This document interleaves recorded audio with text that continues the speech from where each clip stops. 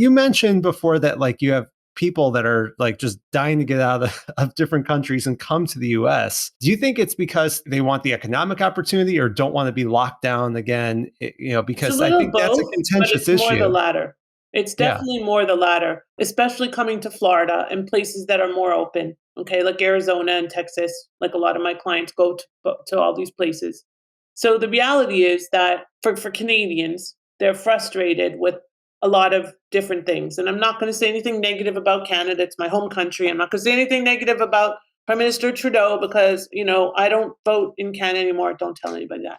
But I don't. So people have differences of opinions and they've become very, very, very strongly like outspoken about it. Like yesterday I had somebody ask me if she could get asylum from Canada and I'm like, I don't really think that's a possibility. Asylum from Canada.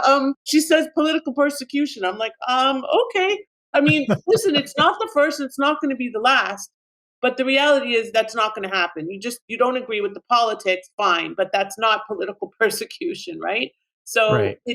but Canadians are frustrated and not all of them are coming for those reasons. I would say half of my Canadian clients are coming because they're done, they're fed up, they don't want to be locked down, and they also don't want to deal with the cold and the lockdown. They figure if we're going to suffer through this garbage, we may as well be somewhere warm and sunny.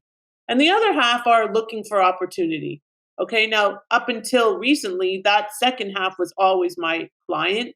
Those clients that are looking for opportunity, have a little bit of money, want to invest in the US and build a life for their families. My cross-border accountant did that. He did not come here. He started doing his E2 long before COVID happened, and he was delayed because of COVID because there were no interviews. And he's here.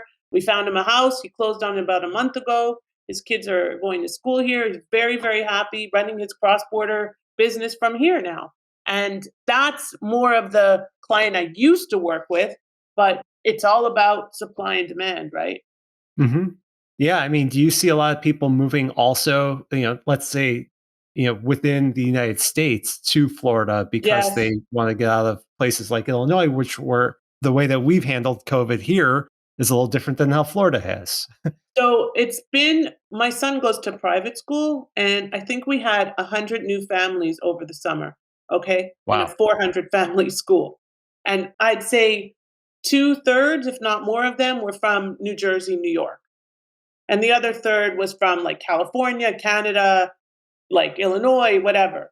But for the most part, we've had a huge migration because also people are now working remotely. So they figure, I don't need to be in the cold. I don't need to take the subway anymore. Let's be in Florida, right?